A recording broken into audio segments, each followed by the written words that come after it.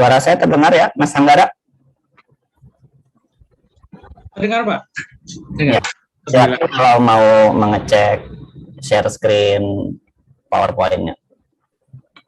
Oke, siap.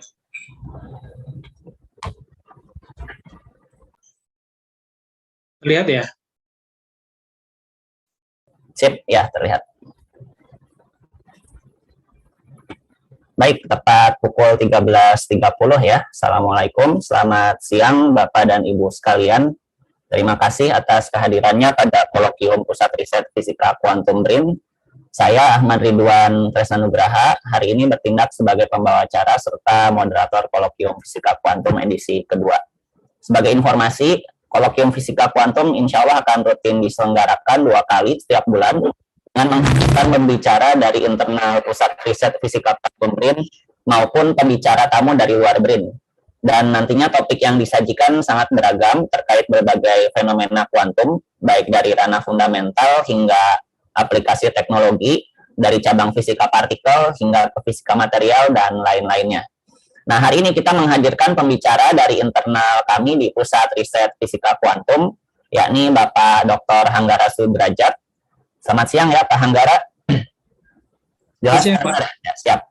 Nah, saya bacakan dulu sekilas profilnya. Pak Hanggara ini menempuh pendidikan sarjana dan magister di jurusan kimia Universitas Gadjah Mada pada tahun 2003 sampai 2010 dan pencapaiannya saat itu termasuk lulusan terbaik ya di sana. Kemudian beliau sempat bekerja di dunia industri di sebuah perusahaan multinasional di Thailand pada tahun 2010 sampai 2013. Kemudian kembali ke dunia akademik,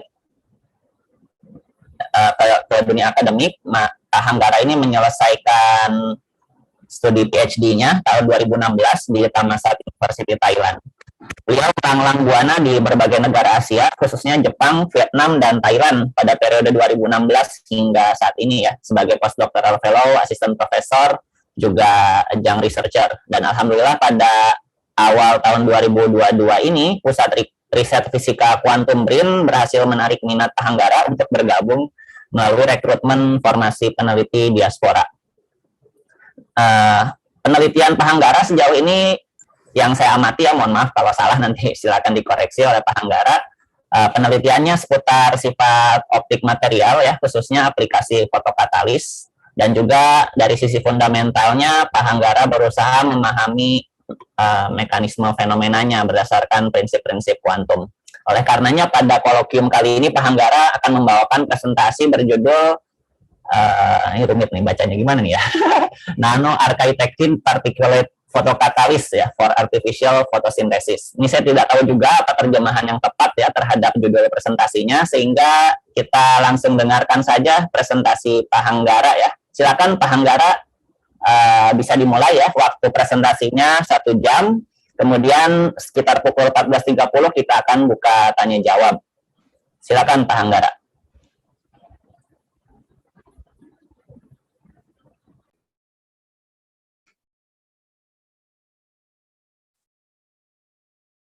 Baik, terima kasih. Bismillahirrahmanirrahim. Assalamualaikum warahmatullahi wabarakatuh. Waalaikumsalam warahmatullahi wabarakatuh. Salam sejahtera untuk kita semua, untuk rekan-rekan dimanapun berada.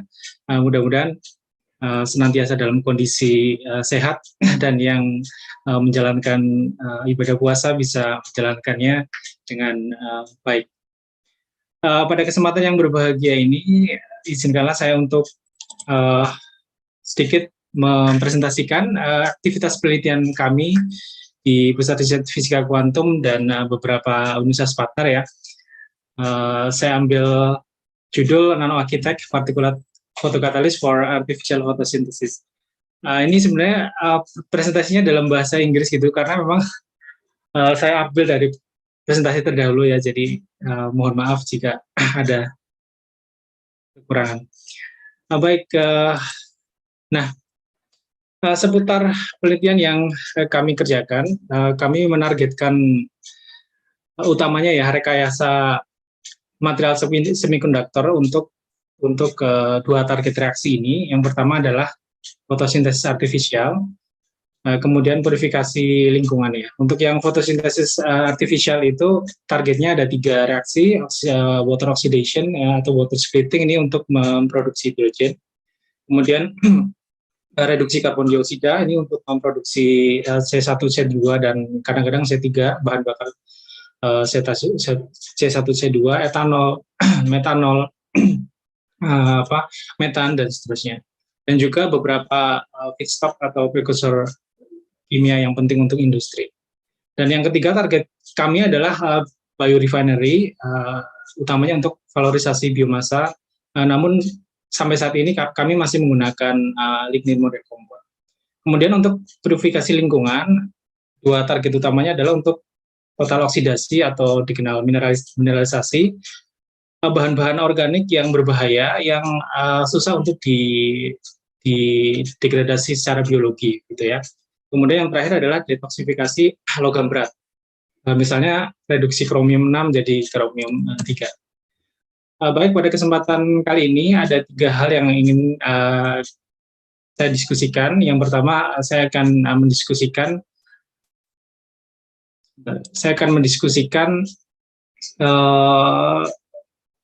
beberapa hal dasar terkait fotokatalisis untuk aplikasi fotosintesis artifisial. Nah, ini aplikasinya sebenarnya banyak, tapi mungkin kita lebih banyak ke fotosintesis artifisial. Kemudian yang kedua, saya mengambil 2 contoh fotokatalis ya sebagai contoh dari kelas perovskite. Ini untuk target reaksinya adalah overall water splitting. Overall itu maksudnya reaksi reduksi dan oksidasi ada dalam satu tempat atau satu partikel. Nah, yang terakhir adalah sonofoto biorefinery. Nah, salah satu motivasi atau goal dari kami para peneliti di bidang fotokatalis yaitu adalah bagaimana kita bisa mewujudkan komunitas masa depan yang berbasis fotokatalis. Jadi artinya fotokatalis ini harapannya bisa diaplikasikan ke banyak aspek kehidupan masyarakat ya. Misalnya di perkantoran, misalnya untuk clean wall window, kemudian di perumahan untuk mewujudkan udara bersih, ruangan yang bersih, kemudian di bidang peternakan, pertanian untuk deodorisasi, purifikasi air, kemudian juga di bidang industri, misalnya untuk menutup siklus karbon ya, untuk mengkonversi karbon dioksida menjadi berbagai valuable chemical precursor. Nah, untuk merealisasikan hal ini, ternyata kita membutuhkan banyak penelitian-penelitian yang berbasis fundamental. Kenapa? Karena sebenarnya di bidang ini, sejauh ini ya di literatur itu, kebanyakan peneliti itu melakukan penelitian yang tidak terlalu fundamental ya. Kebanyakan mereka memproduksi material-material baru tanpa sebenarnya mengetahui secara tepat mengapa material baru itu memiliki suatu performa tertentu atau suatu catalytic behavior tertentu. Sehingga seperti hit miss gitu ya, coba-coba gitu. Sehingga tidak ada metodologi yang tepat untuk bisa menghasilkan material yang bisa harapannya bisa diaplikasikan. Baik, kita mulai dari awal ya. Jadi semua berawal dari the sun, ya, matahari. Jadi matahari adalah sumber utama energi untuk planet kita ya. Jadi tumbuhan hijau mengkonversi karbon dioksida dan air ya dengan bantuan energi matahari, solar energy, menjadi gula glikogen dan seterusnya.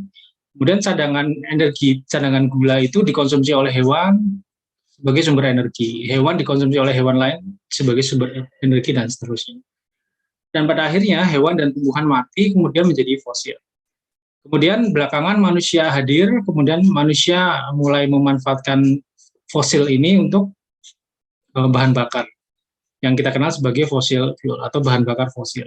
Jadi sebenarnya fossil fuel ini merupakan cadangan energi matahari ya dalam bentuk ikatan kimia gitu.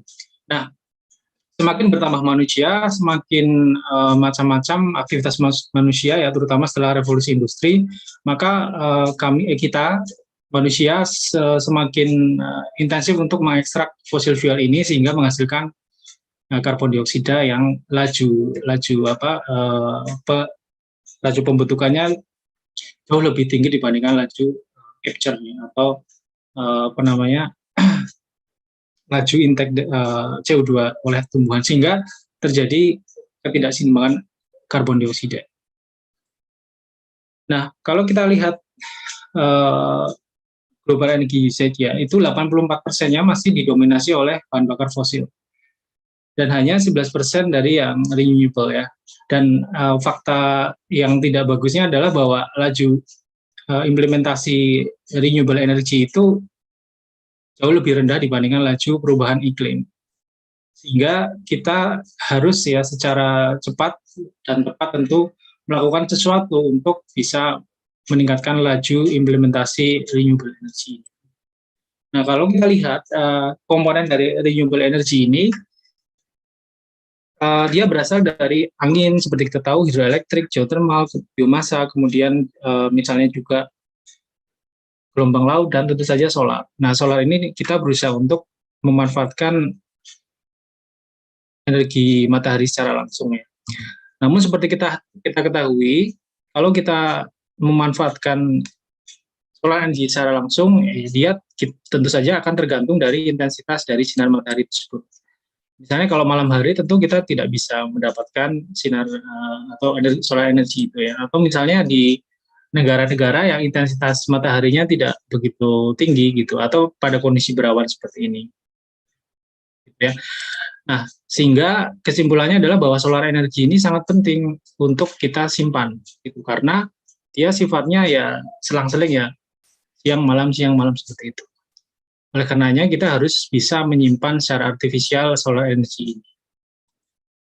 Nah, kalau kita lihat solar energy harvesting secara umum ya, ada 3 rute utama gitu. Yang pertama tentu fotosintesis secara alami gitu oleh tumbuhan hijau. Namun demikian proses ini sebenarnya kurang efisien ya. Salah satu faktornya adalah karena tumbuhan hijau ini dia hanya absorb cahaya merah. Makanya tumbuhan itu daun misalnya itu warnanya hijau karena hijau adalah warna komplement dari merah gitu ya. Nah, yang kedua secara artifisial ini, yang pertama ya yang cukup mature teknologinya adalah solar cell seperti kita tahu. Jadi photovoltaic cell berusaha untuk mengkonversi solar energy ini menjadi kinetic current. Gitu. Tapi tentu saja ini agak susah untuk disimpan ya, walaupun bisa. Nah, yang ketiga adalah manusia berusaha untuk meniru fotosintesis ini, ya, yang kita sebut sebagai fotosintesis artifisial. Nah, secara konsep prosesnya sebenarnya sama persis, hanya yang melakukan itu berbeda. Jadi intinya kalau di artificial photosynthesis ini ada 2 target reaksi ya. Yang pertama adalah water splitting, ini menghasilkan hidrogen, gitu. Nah, yang kedua adalah reduksi karbon dioksida menjadi bentuk reduksi dari karbon dioksida.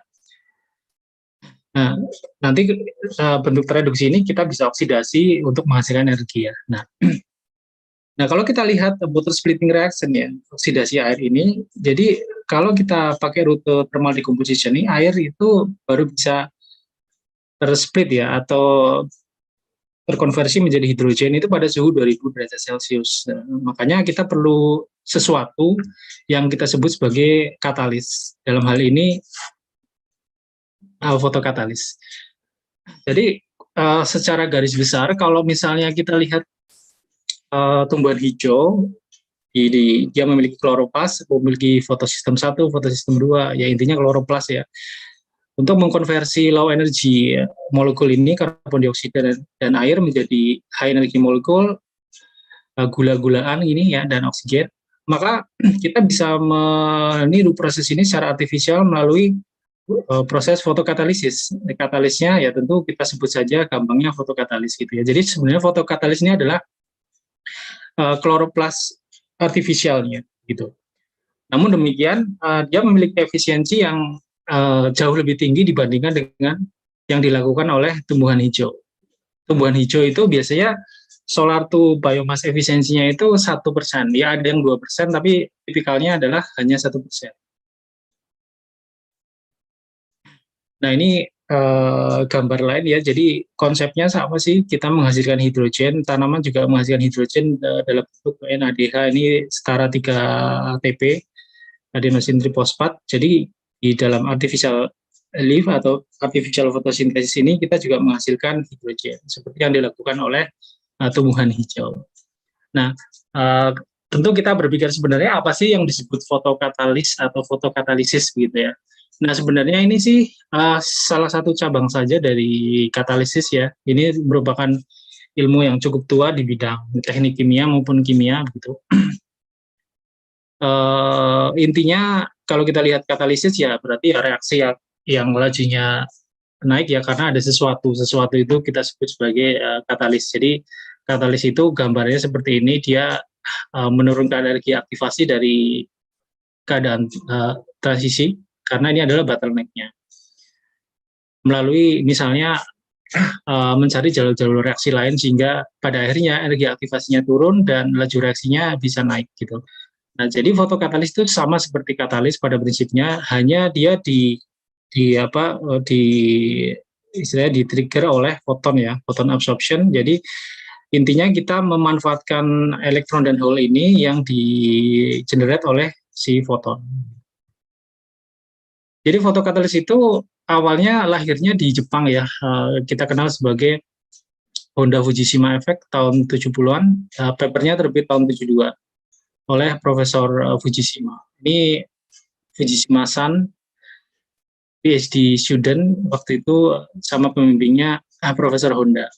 Jadi intinya Honda Fujishima Effect itu sangat simpel sih. Si Fujishima-san ini dia mendeposit titanium dioksida pada permukaan katoda.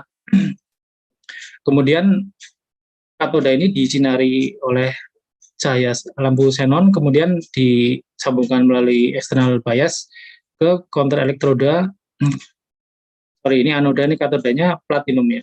Nah, ternyata pada sisi sini itu muncul gelembung gas oksigen. Kemudian pada sisi sini muncul gas hidrogen. Nah, ternyata karena pada sisi fotoelektrod ini terproduksi elektron dan muatan positif hole ini dia mengoksidasi air menjadi oksigen. Elektron kemudian mengalir melalui external bias menuju ke counter elektrod untuk mereduksi proton menjadi hidrogen. Jadi percobaannya sangat simpel dulu, tapi ya ini ternyata sampai sekarang citasinya cukup tinggi ya, 144. Jadi riset-riset di bidang fotokatalis memang didominasi oleh researcher di Jepang. Nah, kalau kita lihat, kalau ada yang bertanya, kira-kira applicable nggak sih gitu? Ya bisa dijawab iya, applicable atau tidak gitu, tergantung fotokatalis yang seperti apa atau aplikasinya yang seperti apa. Kalau kita lihat untuk self cleaning itu memang sudah masuk ke pasar ya. Tapi untuk aplikasi di bidang energi, misalnya untuk hydrogen production ini masih dalam tahap basic research. Atau ada yang sudah update research sih gitu. Nah, kenapa seperti itu? Salah satu yang menjadi kendala adalah thermodynamic challenge-nya ini. Ya, nanti kita akan bahas lebih lanjut tentang hydrogen production melalui rute fotokatalisis ini. Nah, jadi secara umum ya rekan-rekan sekalian, jadi fotokatalisis ini ada dua aplikasi gitu ya, secara umum gitu. Ada yang mazhabnya untuk removal of pollutants, ada yang ngikut ke fuel synthesis, ada yang campur seperti saya itu ya mana aja lah, tergantung fundingnya. Nah, jadi kalau yang ini, yang removal of pollutants itu kita sebut sebagai advanced oxidation processes. Nah, ini prosesnya mudah gitu. Kenapa? Karena secara energetika ini delta G zero-nya negatif gitu. Jadi dari yang dari yang energi tinggi menjadi energi rendah. Jadi melibatkan hanya single charge transfer, dan ini ya mudah ya karena kan dia reaksinya menuju sesuatu yang lebih stabil ya. Karbon dioksida dan air itu adalah sangat-sangat stabil. Jadi bentuk karbon oksigen yang paling stabil bahkan karbon dioksida, dan air tentu juga gitu. Nah, yang challenging itu yang sebelah kanan, yaitu fuel synthesis, karena prosesnya berbalik gitu ya. Jadi bagaimana kita mengasihkan atau menyimpan energi gitu ya. Artinya bagaimana kita mereduksi ini ya, memberikan energi, titip energi lah gitu, atau menyimpan ya energi storage ini. Jadi ini melibatkan multiple charge transfer dan juga delta G-nya lebih dari 0 ya. Sifatnya fotosintetik. Nah, ini yang challenging. Tapi potensinya sangat besar karena kita bisa memproduksi berbagai macam bentuk ikatan kimia melalui molekul-molekul yang berbeda, sehingga kita bisa gunakan molekul berenergi tinggi itu untuk berbagai keperluan. Ya, ini bentuk lainnya ya. Jadi sebenarnya konsepnya sama dengan natural photosynthesis. Tanaman ini, tumbuhan hijau ini, itu kita ganti dengan fotokatalis. Fotokatalis ini bisa anorganik, bisa organik ya, bisa homogenes, bisa heterogenes gitu. Tapi umumnya kalau yang water splitting ya ini adalah material anorganik. Nah, seperti yang saya jelaskan tadi bahwa challenge-nya adalah karbon dioksida dan air ini sangat-sangat stabil sehingga kita memerlukan energi yang ya cukup banyak untuk mengkonversinya menjadi bahan bakar gitu. Tapi seperti yang saya bilang tadi itu variasi karbon dioksida tereduksi itu bisa macam-macam sehingga kita bisa gunakan untuk berbagai keperluan ya gitu. Kalau kita lihat misalnya ini secara energetika, maka perubahan air atau water splitting ya, itu reaksi water splitting itu yang paling ya dikatakan, walaupun ini sebenarnya sangat susah ya, tapi di antara reaksi-reaksi ini yang paling mudah lah gitu ya, bisa dikatakan, dan lebih sederhana.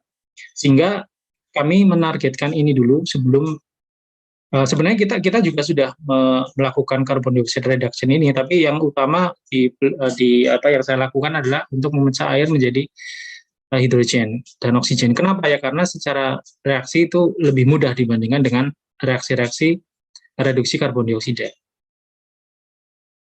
Oke, oleh karenanya mari kita fokuskan ke water splitting reaction ya. Gitu. Kalau water splitting reaction ini seperti yang kita bahas, yang saya bahas tadi, targetnya adalah memproduksi hidrogen. Hidrogen apakah sudah diproduksi? Ya, tentu sudah diproduksi ya dengan cara yang tidak sustainable. Nah, kalau melalui jalur fotokatalis, ya kita harus menyediakan energi 237 kJ per mol atau 1,23 volt over potential gitu. Nah, kalau kita beruntung kita bisa menghasilkan hidrogen secara efektif, maka hidrogen ini bisa digunakan untuk misalnya untuk fuel cell.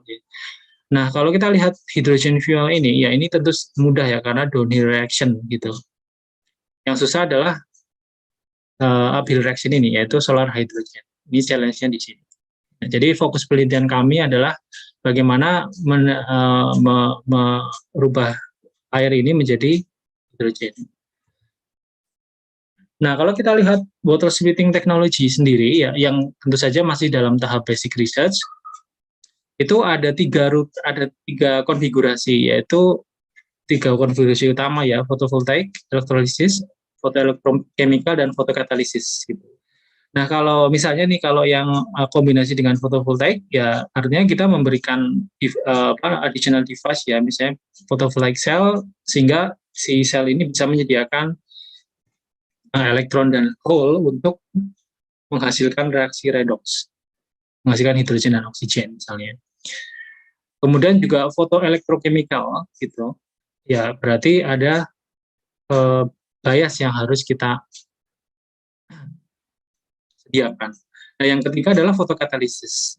Nah, fotokatalisis ini ada dua konfigurasi, yang partikulat, yang kedua adalah partikulat itu sebenarnya bisa kita deposit ke suatu substrate untuk menjadi fotokatalis ini seperti ini. Nah, dari kesemuanya ini yang bentuk partikulat fotokatalis ini atau powder fotokatalis ini yang sebenarnya banyak orang mentargetkan ya. Kenapa? Karena ini paling efektif karena luas permukaan kontak untuk reaksi redoxnya kan lebih tinggi. Tapi dia challenging gitu ya, karena ya semuanya ada di satu tempat gitu, satu partikel ya, yang mana ukurannya juga nggak terlalu besar-besar banget gitu. Nah, ini like only driven water splitting ya, intinya ya seperti ini ya, misalnya kita cuma ngasih air saja sebagai reaktan, kemudian kita misalnya di sini kita sinari dengan xenon lamp, maka langsung timbul hidrogen dan oksigen gitu. Jadi sangat simpel gitu ya. Walaupun efisiensinya kalau di visible light, sinar visible light itu belum terlalu bagus. Nanti kita bahas lebih lanjut yang masalah visible light fotokatalis ini ya. Jadi seperti ini rekan-rekan, jadi reaktannya ya hanya air saja, nggak ada yang lain gitu. Dan muncul hidrogen dan oksigen. Nanti hidrogen dan oksigen kan bisa kita pisahkan ya dengan teknologi membran dan yang berkembang pesat juga sampai saat ini. Nah, kira-kira bagaimana sih konfigurasinya kalau misalnya kita sudah taruhlah kita sudah mendapatkan fotokatalis yang layak untuk bisa kita aplikasikan untuk scale up ya gitu ya. Bisa kita depositkan di substrate misalnya silika begitu ya, kemudian dibuat seperti array ini ya, seperti photovoltaic configuration, kemudian ya skenario-nya seperti ini sih, gitu. Cita-citanya seperti itu. Apakah ada yang sudah berusaha membuat seperti ini? Sudah ya, ini oleh grupnya Profesor Domen di Universitas Tokyo, ini yang paling leading di bidang overall water splitting. Oke, kita bahas sedikit tentang basicnya ya. Jadi sebenarnya kalau dari gambar ini sih sederhana, tapi sebenarnya prosesnya sangat rumit ya, gitu. Tapi intinya untuk simplifikasi seperti ini ya. Jadi intinya misalnya ini partikulat fotokatalis ya, topik penelitian kita ya, partikulat fotokatalis. Ketika ada si partikel ini dia mengabsorb foton, maka seperti yang kita ketahui semiconductor pada umumnya akan memproduksi hidrogen dan meninggalkan hole positif maupun positif. Kemudian elektron dan hole ini dia akan bermigrasi ke permukaan untuk menjalani reaksi reduksi dan oksidasi. Tentu saja karena dia acak ya selama perjalanannya dia kadang-kadang berekombinasi, bukan kadang-kadang ya, seringnya berekombinasi. Kalau di bug ya dia bug recombination, kalau di surface ya surface recombination. Nah, oleh karenanya kita biasanya memberikan tambahan sesuatu, kita namakan saja co-katalis gitu ya, untuk memfasilitasi hydrogen evolution reaction atau oxygen evolution reaction. Jadi mengekstrak lah gitu, biar elektron ini nggak sembarangan ke sana ke sini dan berekombinasi. Jadi kita ekstrak atau kita tarik gitu. Misalnya di sini reduction co-catalyst sehingga si co-catalyst ini bisa memfasilitasi reduksi proton menjadi hidrogen. Nah, sedemikian pula dengan oxygen evolution co-catalyst, ya intinya mengekstrak ini ya, gitu. Sehingga rekombinasi bisa ditekan. Nah, untuk lebih detailnya itu sih sebenarnya melibatkan banyak hal ya, mulai dari fotofisik, kemudian fotokimia, dan juga tentu elektrokimia dan urusan reaktor. Gitu. Karena kan ada dua hal kalau kita mau melihat sistem secara keseluruhan, yaitu fotokatalisnya sendiri dan fotokatalis yang mana dia memproduksi elektron hole, dan juga kita harus bisa memfasilitasi si fotokatalisnya ini sehingga dia bisa menghasilkan produk yang kita inginkan, yaitu kita harus memperhatikan reaktornya. Jadi itu urusan teknik kimia ya. Jadi ini harus bersinergi antara orang fisika, orang kimia, dan juga orang teknik kimia gitu. Kenapa? Karena memang semua faktor-faktor ini harus secara simultan ya, harus secara simultan kita penuhi, sehingga tentu saja banyak yang harus dioptimasi. Ya, dan tentu saja banyak yang harus atau kita memiliki banyak topik untuk kita studi, kita pelajari, kita kaji. Baik, mungkin ada yang bertanya sebenarnya jenis-jenis fotokatalis untuk overall water splitting itu apa saja sih gitu ya. Jadi untuk jenis-jenis fotokatalisnya itu banyak sekali ya rekan-rekan, tergantung dari target reaksinya gitu. Reaksinya banyak sekali, ada puluhan. Nah, untuk yang pemproduksi hidrogen itu yang paling challenging adalah overall water splitting. Kenapa? Seperti saya tadi bilang, reaksi redoksnya itu ada dalam satu partikel gitu. Kalau fotosintesis kan enggak seperti itu ya. Jadi fotosintesis itu di dalam kloroplast itu istilahnya fotokatalisnya itu ada dua ya, yaitu fotosistem 1 dan fotosistem 2 gitu. Jadi terpisah. Tapi kalau yang overall water splitting ini, yang artificial photosynthesis ini reaksi redoksnya ada dalam satu partikel, artinya ada kans yang besar untuk berekombinasi gitu ya. Nah, jadi tidak banyak sih fotokatalis yang bisa memenuhi overall water splitting ini. Tapi ini sejarahnya seperti ini ya. Jadi 22 tahun lalu itu Profesor Kudo di Tokyo Institute of Science itu dia menemukan bahwa sodium tantalat berdoping lantanum ini memiliki kuantum efisiensi sampai 56%. Ya waktu itu tentu semua orang di bidang fotokimia gitu terkejut ya. Kenapa? Karena efisiensinya di bawah 10% waktu itu. Jadi ketika Profesor Kudo timnya ini mendapatkan 50% ya sangat surprising waktu itu. Gitu. Nah, beberapa tahun kemudian ternyata juga diketahui kalsium, strontium, barium itu bisa meningkatkan kuantum efisiensi dari sodium tantalat sampai 52% gitu. Kemudian tahun 2014 ini nggak lama ya gitu, gallium oxide terdoping zinc itu ternyata bisa meningkatkan kuantum efisiensi sampai 71%. Ini juga ya cukup surprising lah ya gitu. Dan terakhir tahun 2020 grupnya Profesor Domen di Universitas Tokyo dia bisa mencapai kuantum efisiensi hampir unity gitu melalui fotokatalis strontium titana terdoping aluminium. Nah, kalau kita lihat ya dari kajian-kajian ini itu ada dua hal yang penting. Yang pertama memang sih kalau kita lihat band gap-nya ini dia masih aktifnya di bawah paparan ultraviolet. Yang mana kita tahu kalau natural sunlight itu ya ultraviolet di bawah 5% ya, gitu. Kebanyakan visible light dan infrared. Nah, sehingga tapi ini tetap sangat-sangat merupakan data yang sangat valuable. Kenapa? Karena memang bagaimana mereka itu bisa secara efektif memecah air menjadi hidrogen dan oksigen ini memang belum clear ya sampai saat ini. Bahkan ya penelitiannya masih tahun 2020 sih. Jadi memang sebenarnya mekanismenya masih belum clear. Nah, oleh karenanya grup riset kami itu sudah mempelajari katalis-katalis yang berperforma tinggi ini sehingga kita bisa mendapatkan fundamental insight-nya. Tujuannya untuk apa? Untuk bisa menerapkan fundamental insight-nya untuk memproduksi atau mempreparasi fotokatalis yang aktif di bawah sinar visible, cahaya tampak, bukan ultraviolet. Itu sih tujuannya. Karena kalau masih dalam ultraviolet, maka dia susah untuk diaplikasikan di industri misalnya ya gitu. Karena memang ultraviolet portionnya itu masih di bawah 5% kalau bukan masih ya, memang di bawah 5% kalau kita lihat natural sunlight. Oleh karenanya grup penelitian kami berfokus pada salah satu fokusnya adalah untuk mereveal ya mekanismenya seperti apa sih gitu. Nah, untuk tujuan itu marilah kita masuk ke bagian kedua yaitu kita ambil contoh dua fotokatalis ya. Yang pertama sodium tantalat terdoping kation logam. Nah, kalau kita lihat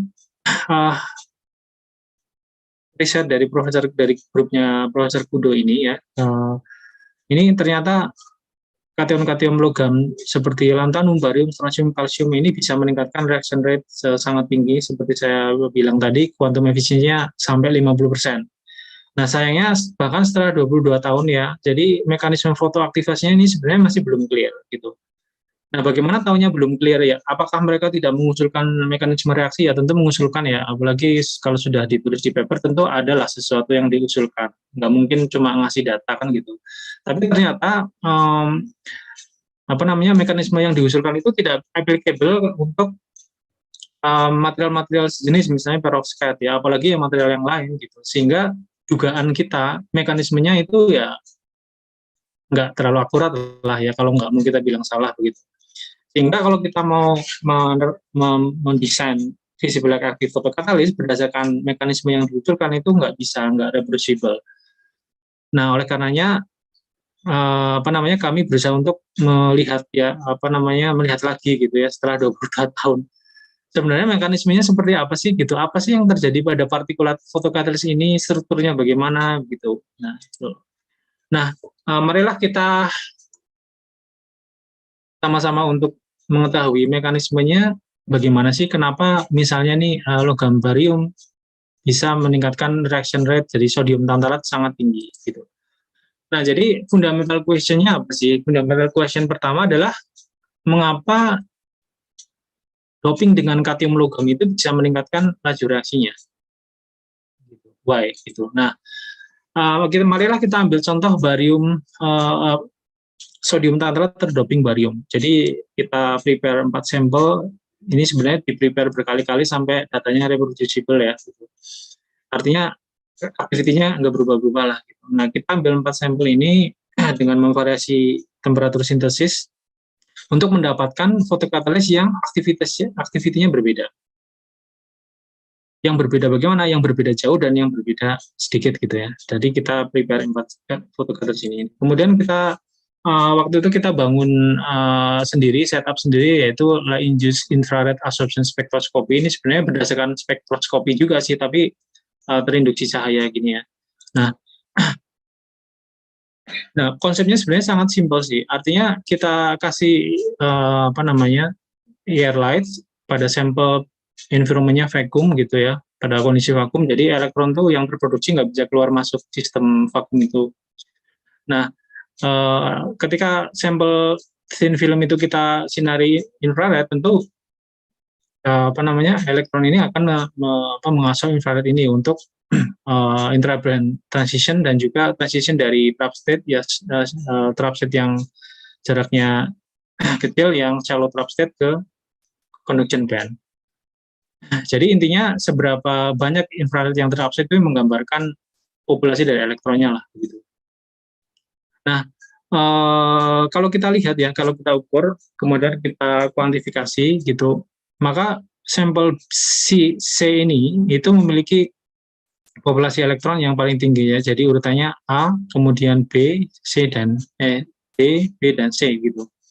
Nah, kemudian kita ingin tahu kenapa sih sampel C ini itu memiliki populasi elektron ini steady state ya, bukan time resolve ya, memiliki, dan intensitas lampunya ini sebenarnya sama seperti intensitas lampu ketika orang melakukan percobaan water splitting sebenarnya, pakai xenon lamp juga.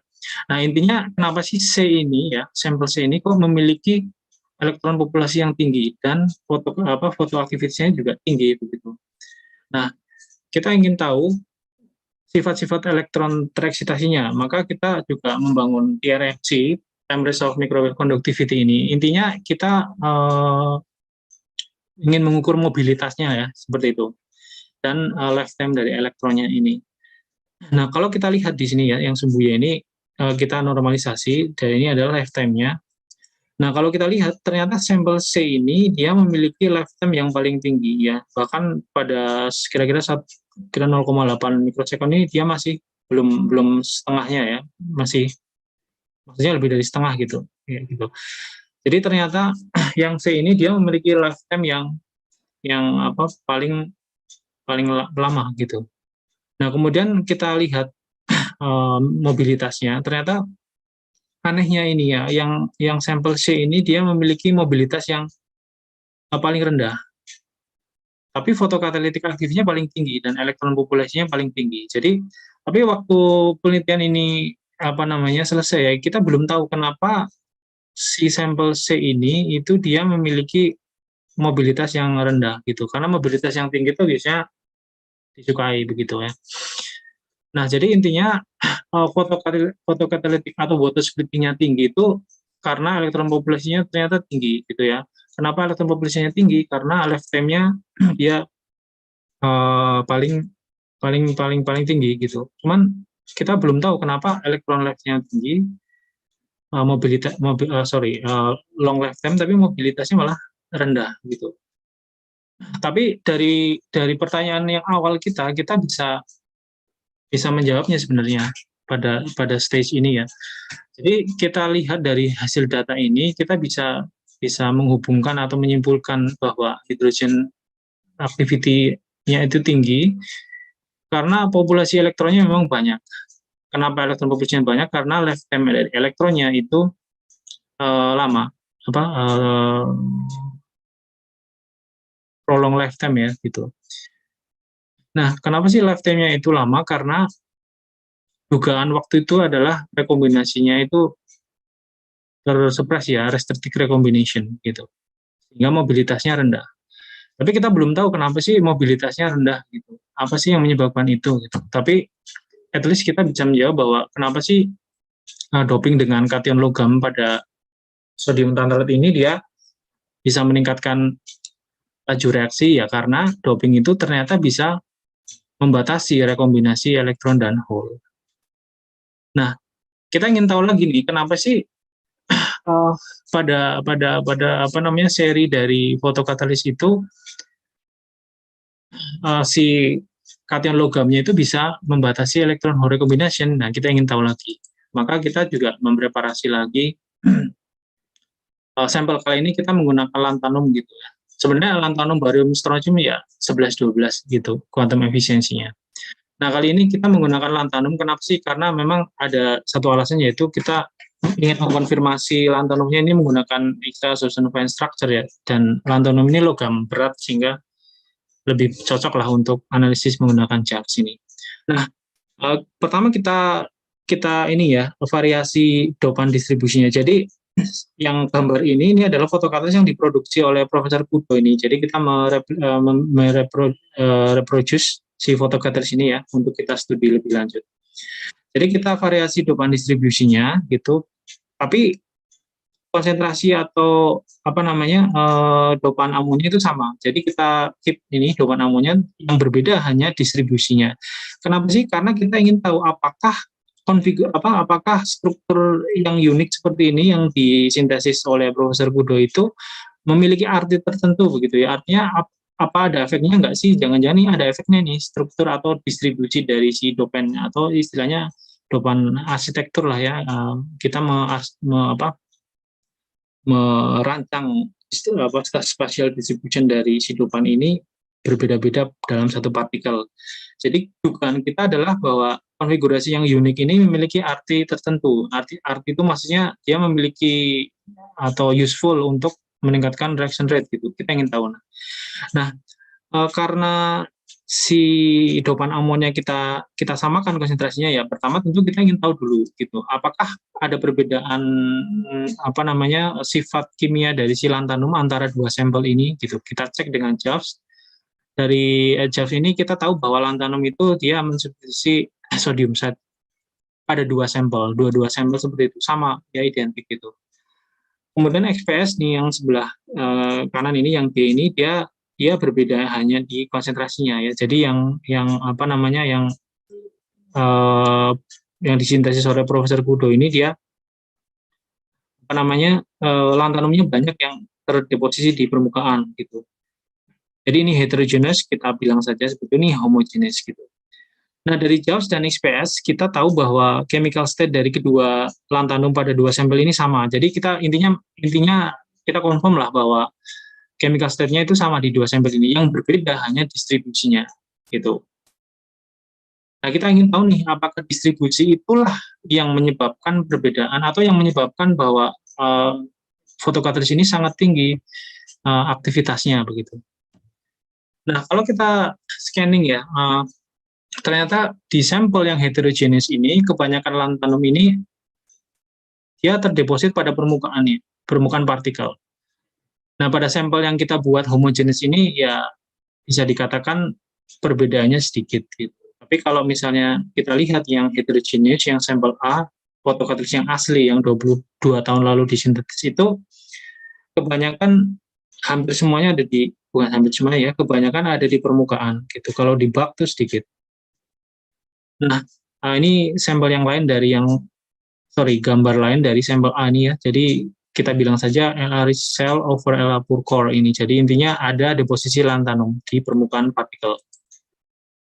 Nah, kemudian kita kaji lagi nih gitu, apa sih bedanya? Ternyata ya cukup surprising ya, bahwa yang sampel A ini yang heterogeneous itu tadi, itu dia memiliki apa namanya populasi elektron yang jauh lebih tinggi, dan sampel A ini dia memiliki mobilitas yang ya cukup jauh lebih rendah ya, mobilitasnya kecil gitu. Nah, sekarang kita bisa menjawab kenapa populasinya tinggi, mobilitasnya rendah gitu. Ternyata, nah bagaimana cara menjawabnya? Kita menggunakan teknik fotoakustik spektroskopi ya gitu. Intinya kita bisa ini ya menentukan distribusi elektron traps gitu. Jadi ini yang ini adalah conduction band bottom, ini adalah distribusi elektron trapsnya. Jadi energy resolve distribution of electron traps. Jadi yang sampel A ini kalau kita lihat angka 21 ini kuantifikasi lah ya, kuantitas. Jadi ini 21, ini 4 mikromol per gram. Ini standarnya adalah titania. Nah, intinya kalau kita lihat itu perbedaannya jauh sekali ya. Yang sampel A ini banyak sekali shallow electron trap sekitar conduction band bottom. Sementara yang sampel yang homogeneous nggak ada. Jadi rupanya sampel A ini kenapa populasinya tinggi? Karena memang dia shallowly trap ya, elektron itu terjerap ya pada shallow electron trap sehingga mobilitasnya rendah. Jadi mobilitas rendah ternyata tidak selalu negatif ya efeknya kalau di konteks fotokatalis ya, tapi untuk yang device lain tentu berbeda. Nah, jadi ternyata walaupun elektron itu trap ya, tapi ya ternyata cukup reaktif gitu, cukup reaktif. Nah, jadi kita bisa tahu nih di sini ternyata mobilitasnya rendah itu kenapa sih ya? Karena kebanyakan elektron pada sampel yang fotoaktivitasnya tinggi ini itu karena dia shallowly trap ya pada shallow electron traps yang ada di permukaan partikulatnya itu. Jadi sekarang kita update ya pertanyaannya. Jadi ternyata kita update lagi nih gitu. Jadi ternyata konfigurasi yang kita sebut saja sih, kita sebut secara apa namanya nggak ada agreementnya lah, kita sebut sendiri dopan risk gitu ya, dopan risk shell, dopan full core, konfigurasi seperti itu tadi, itu ternyata dia bisa membatasi atau mensuppress elektron hole recombination. Jadi bolehlah kita lihat lagi dari awal bahwa pertanyaan awal itu adalah kenapa sih kation logam ini bisa meningkatkan reaction rate ya, karena dia bisa membatasi elektron hole recombination. Nah, pertanyaan selanjutnya tadi, kenapa dia bisa membatasi? Karena ada kombinasi dopan rich shell, dopan full core. Kenapa? Karena kalau yang heterogeneous itu meningkatkan reaksi, maksudnya reaction rate-nya tinggi, kalau yang homogeneous enggak. Berarti konfigurasi yang unik ini ternyata menentukan reaction rate-nya gitu. Kenapa menentukan? Karena dia bisa membatasi electron hole recombination-nya. Nah, sekarang kita jawab lagi, kenapa sih konfigurasi yang seperti itu kok bisa membatasi electron hole recombination gitu ya. Nah, kemudian kita ambil satu sampel ya, yang lanthanum sodium tantalat gitu. Kemudian kita usulkan ya, ini sebenarnya usulan kita saja, seperti inilah kombinasinya. Jadi di sini ada shell, kemudian ini ada gradient konsentrasi dari atom lanthanum. Kenapa gradient? Ya tentu dia nggak akan homogenes ya, dia gradient.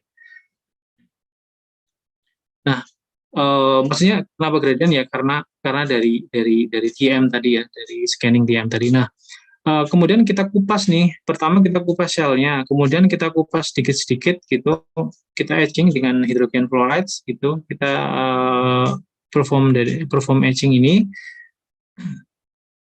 kemudian kita ukur populasi elektronnya. Oh ya, sebelumnya kita konfirmasi nih setelah etching, sebelum etching gitu ya, etching berapa lama itu dengan JAWS, itu apakah lanthanumnya itu ada perubahan struktur atau local structure-nya berubah nggak sih? Ternyata dari JAWS itu tidak ada perubahan local structure. Jadi kita bisa confirm bahwa yang berbeda adalah distribusi kuantitas dan distribusi dopannya saja. Nah, dari sini kemudian kita kuantifikasi nih elektron populasinya. Nah, ketika kita naikkan etching time-nya itu tentu lanthanumnya kan makin sedikit ya. Nah, populasi elektronnya itu makin kecil sampai, nah ini yang hijau ini, saya lupa berapa lama ya yang hijau ini. Nah, yang hijau ini tadinya konsentrasinya yang hitam ini, konsentrasi awal dari lanthanumnya adalah 5%. Kemudian kita etching ini terus sampai konsentrasinya 2 mol persen. Nah, yang 2 mol persen ini kita bandingkan dengan lanthanum doped sodium tantalat yang kita sintesis baru lagi, tapi nggak kita etching, tapi konsentrasinya 2 mol gitu. Jadi sebenarnya ini dua sampel ini konsentrasinya kira-kira sama 2 mol. Tapi ternyata yang yang freshly synthesized ini, yang tentu saja ada gradient dari lanthanum dopan, itu memiliki elektron populasinya lebih tinggi daripada yang sudah kita etching. Yang kita etching tentu gradiennya sudah hampir nggak ada ya. Nah, ini menandakan bahwa gradien dari dopan ini berperan penting gitu. Nah, kalau kita lihat lagi nih, misalnya yang etching sama nggak etching, setelah kita etching itu ternyata mobility-nya naik ya. Mobility-nya naik. Kenapa ya? Karena elektron trap-nya udah berkurang. Karena elektron trap itu kan kebanyakan ada di permukaan partikel.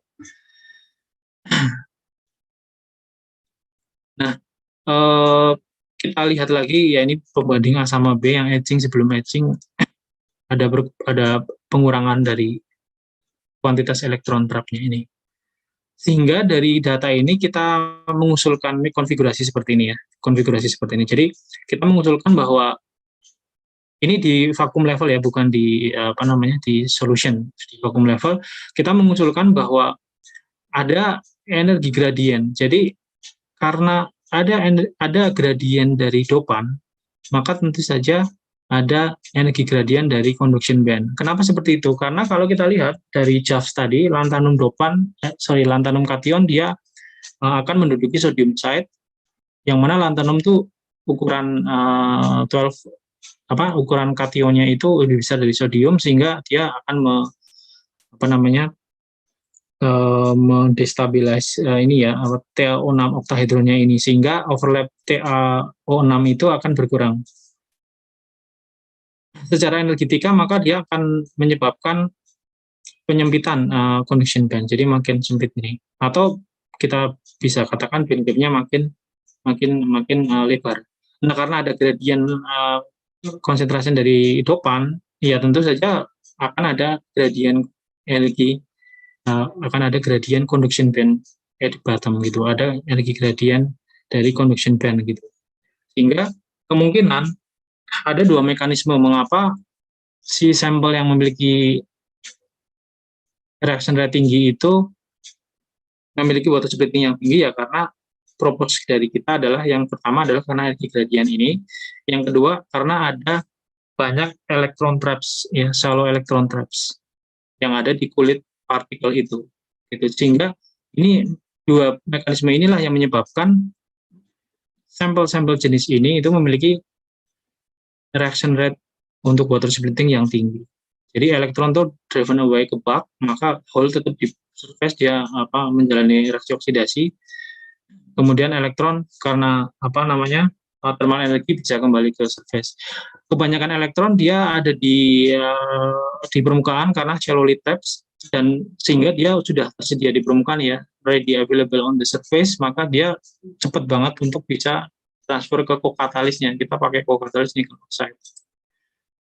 Nah, kalau kita lihat data itu tadi, kalau kita etching ini original, kemudian kita perform etching lagi gitu, lama-lama energi gradiennya akan berkurang, sehingga ya performanya akan berkurang karena elektron jadi mudah untuk rekomendasi dengan hole. Kenapa ya? Karena nggak bisa driven away ke bulk lagi. Nah, jadi kalau dari kasus ini jawabannya adalah karena elektron itu well separated from hole di graded junction itu ya, gara-gara ada graded junction ini, maka elektron bisa terhindar dari rekombinasi, atau paling nggak terlalu cepat berekombinasi ya, lifetime-nya bisa lebih panjang, sehingga meningkatkan reaction rate. Nah, pertanyaan selanjutnya, apakah mekanisme ini applicable? Jangan-jangan enggak ya gitu, jangan-jangan ya cuma gimmick gitu, cuma gimmick gitu. Nah, untuk mengetes proposal kita ya terkait dengan mekanisme reaksinya ya, ini grup lain juga itu dia mempreparasi thin film gitu. Coba kalau di thin film kita buat gradient dopan concentration gitu. Kita buat 4 sampel ya thin film ini. Ini kali ini kita menggunakan strontium tanpa tanpa kation dopan, kemudian ini dengan dopan tapi tanpa gradien, ini dengan dopan gradiennya up, ini GU ini artinya gradient up ya, artinya mulai dari pristine sodium tantalat sampai naik konsentrasi ini turun. Nah, intinya dari dua sampel ini kita tahu bahwa lifetime dari elektronnya ini besar ya, dan paling besar itu adalah yang gradient up ini yang warna kuning ini ya. Jadi konfigurasi ini sebenarnya sama seperti konfigurasi pada partikel yang kita usulkan tadi. Yang kita usulkan kan sebenarnya adalah gradient up. Artinya di sini ada shell-nya ya, dopan rich shell istilahnya lah kalau di partikel yang kita sintesis itu tadi. Jadi yang GU 110% ini, gradient up ini memiliki lifetime, elektron lifetime yang paling lama gitu. Jadi ini sebenarnya cocok dengan, dan ini sebenarnya bisa diaplikasikan untuk untuk menyusun visible active photocatalyst gitu. Ya.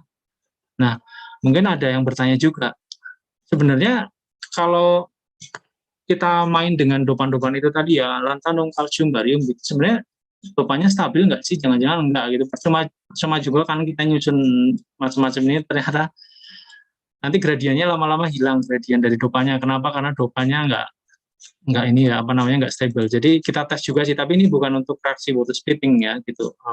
Ternyata misalnya lantanum, sodium tantal ini sebenarnya sangat stabil ya. Kita ukur dengan JAVS misalnya tidak ada perubahan yang signifikan dari si dopannya ini. Nah, jadi pengetahuan itu kita gunakan untuk menyusun visible light active photocatalyst gitu ya, visible light photocatalyst. Jadi kita membuat library dari visible light active photocatalyst berbasis lantanum dan transition metal gitu. Nah, kenapa sih harus membuat visible light photocatalyst seperti tadi ya? Jadi kalau kita lihat porsi dari UV ini di bawah 5% gitu. Yang banyak itu visible light ya. Kalau infrared kan sebagai thermal radiation. Jadi kita harus bisa membuat photocatalyst ya yang aktif di bawah sinar visible light, di bawah cahaya tampak gitu. Kalau mau kita bisa mengaplikasikan photocatalyst ini untuk artificial photosynthesis tentu ya. Tapi kalau untuk yang tadi yang environmental purification sebenarnya ceritanya beda lagi. Tapi khusus untuk overall water splitting ya syaratnya memang harus kita menciptakan katalis yang aktif di bawah cahaya tampak. Nah, dari pengetahuan itu kita berusaha untuk menyusun atau mempreparasi visible light active photocatalyst.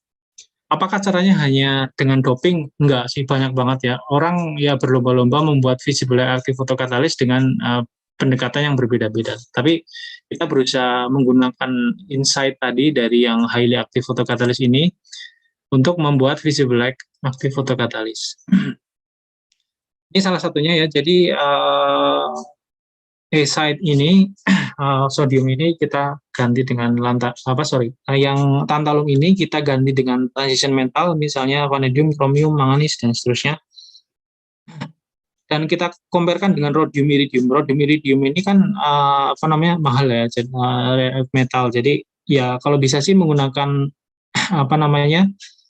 first row transition ini gitu. Manganis, iron gitu. Tapi kita ingin mengkomparekan dengan rhodium dan iridium juga sih gitu. Nah, ketika kita masukkan si beside dopan ini untuk membuat charge-nya secara total menjadi balance, maka kita kasih lantanum. Nah, kita coba nih menyusun visible active photocatalyst ya berdasarkan insight yang kita dapat tadi. Misalnya ini lantanum manganis, kemudian ini lantanum kromium ya, kemudian ini lantanum iron misalnya. Misalnya kita lihat yang di graphical abstract yang gambar ini ya. Jadi ya tentu ketika kita melihat sodium tantalat dia hanya bisa mengabsorb visible light karena ini wide band gap semiconductor gitu. Kemudian dan nggak ada elektron ya yang berproduksi di bawah cahaya tampak ya tentu seperti itu karena dia visible aktif. UV light aktif walaupun ya quantum efisiensinya 56% tapi kan ya tetap masih UV light aktif ya. Belum bisa diaplikasikan. Nah, terus kita kasih kita kasih manganis dan lantanum maka dia sudah bisa mengabsorb visible light dan juga elektron sudah mulai terproduksi gitu. Walaupun ini masih awal sih ya, belum kita optimasi gitu. Tapi at least dia sudah bisa memproduksi elektron pada di bawah penyinaran cahaya tampak. Baik, itu salah satu story-nya. Nah, yang kedua metal dope strontium tetanat ya. Nah, seperti yang kita diskusikan tadi bahwa metal dope strontium titanat itu khusus aluminium ini memiliki kuantum efisiensi yang sampai 96% ya. Jadi intinya ya kita nggak bisa minta si Profesor Domain ini untuk ningkatin lagi. Kayaknya 96% ini udah mentok lah kayak gitu.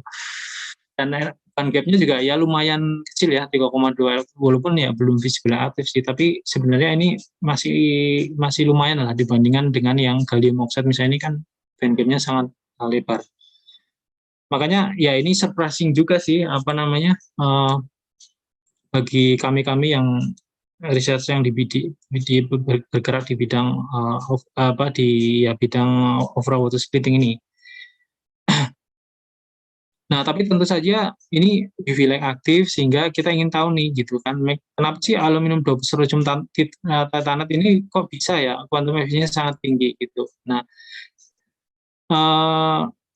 ini sebenarnya reportnya ada di jurnal ini ya, tahun 2020 ya, lumayan baru lah gitu. Jadi aluminium strontium titanat ini adalah fotokatalis yang paling tinggi sampai saat ini kuantum efisiensinya. Nggak ada yang lebih tinggi lagi ya. Untuk target reaksi overall water splitting ya, overall water splitting. Kalau yang lain itu beda lagi. Jadi untuk overall water splitting ini yang paling top lah ya, yang paling moncer itu world record efisiensi. Nah, jadi apa namanya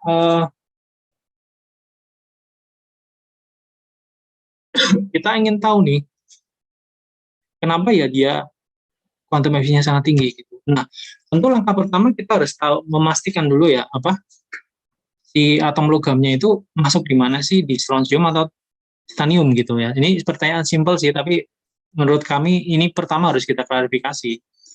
Nah, ternyata rekan-rekan aluminium itu apa namanya elemen yang ya lumayan ringan lah gitu, sehingga kalau kita mau tentukan dopan site-nya ini atau occupation site-nya di strontium titanat bosnya ini menggunakan JAWS misalnya, itu ya agak susah lah gitu. Atau sebenarnya bisa tapi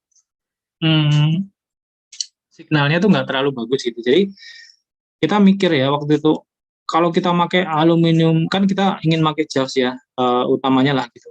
Kalau kita pakai sampel aluminium doped strontium titanat ya nanti jadi nggak terlalu konklusif gitu. Akhirnya kita tes juga. Jadi kita doping dengan aluminium, gallium, indium itu sama nggak sih gitu ya kuantum efisiensi. Ternyata ya 11-12 lah gitu, nggak beda-beda jauh.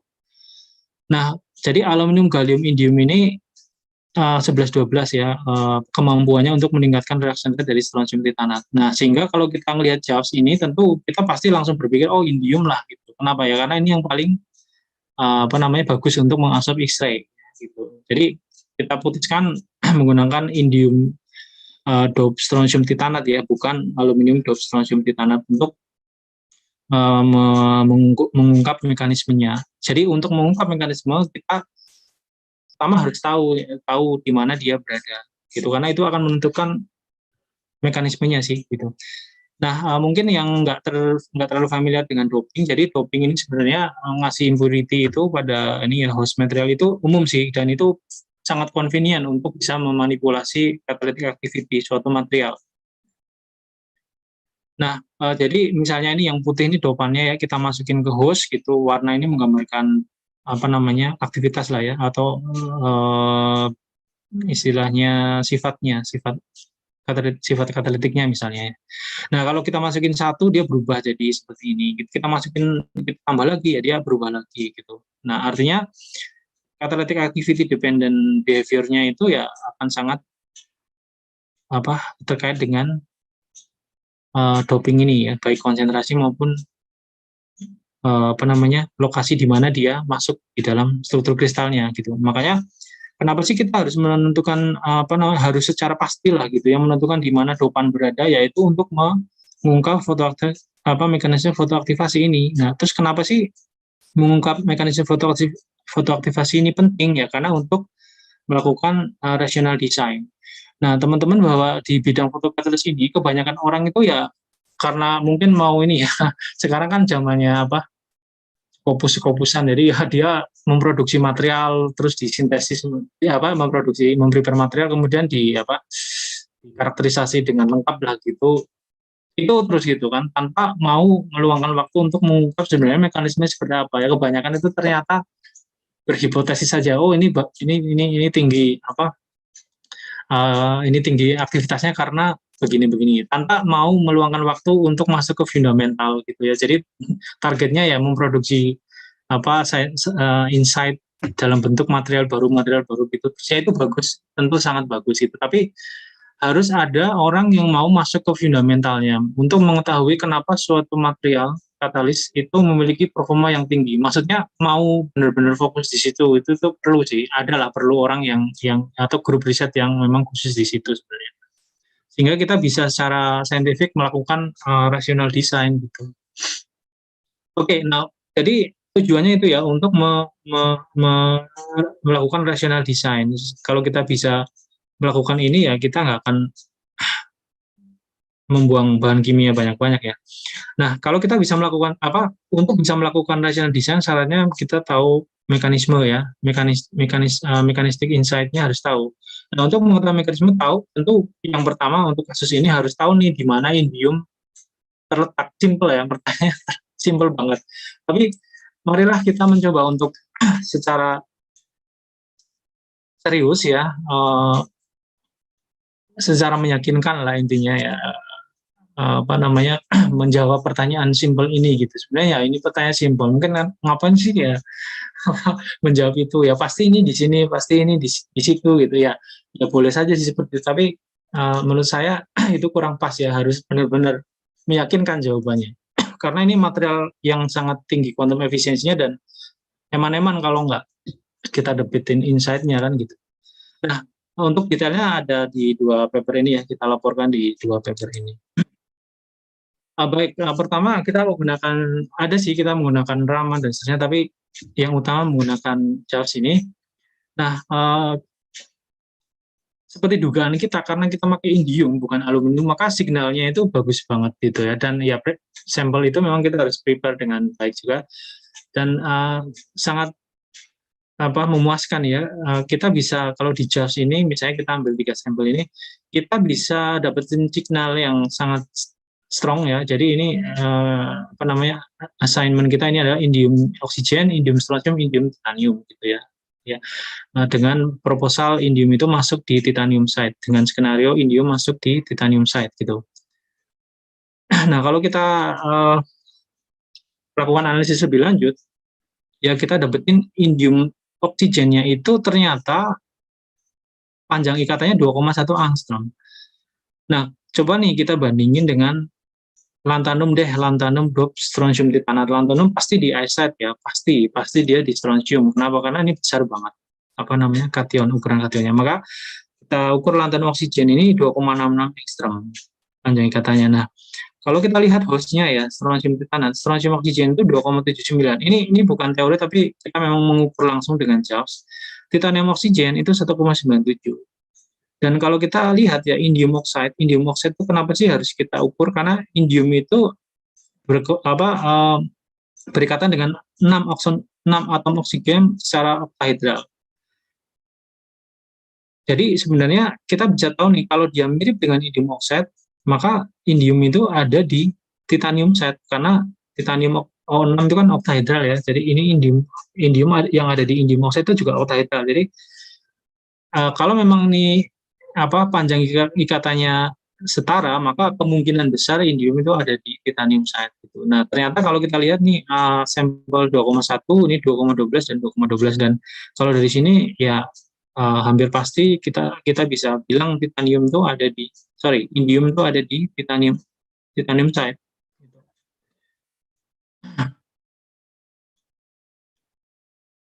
Oke, ini tinggal berapa menit lagi ya. Oke, saya cepet ini ya.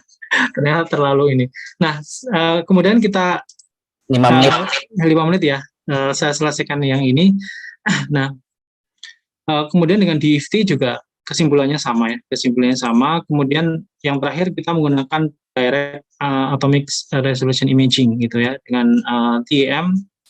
Nah, tapi ini kan ini real katalis ya, bukan fotokatalis. Jadi challenging sih, tapi dengan metodologi yang kita kembangkan, maka kita bisa menentukan di mana indiumnya ini secara langsung. Jadi kalau kita lihat signalnya, ternyata indium ini overlap dengan titanium, sehingga pasti indium ada di titanium site. Nah, jawabannya adalah indium mereplace titanium, sehingga kalau kita lihat charge balance pasti ada oxygen vacancy ya. Jadi oxygen vacancy inilah yang kita duga responsible gitu. Jadi trap state-nya kalau di indium strontium titana itu ada di Ti4+. Nah, kemudian kemudian mikroarsitektur itu juga kita kembangkan ya di grup penelitian kami. 3 menit. Kita juga mengembangkan sonofotobiochemistry, ini konsep baru, yaitu kita mengaplikasikan sound dan foto. Jadi kita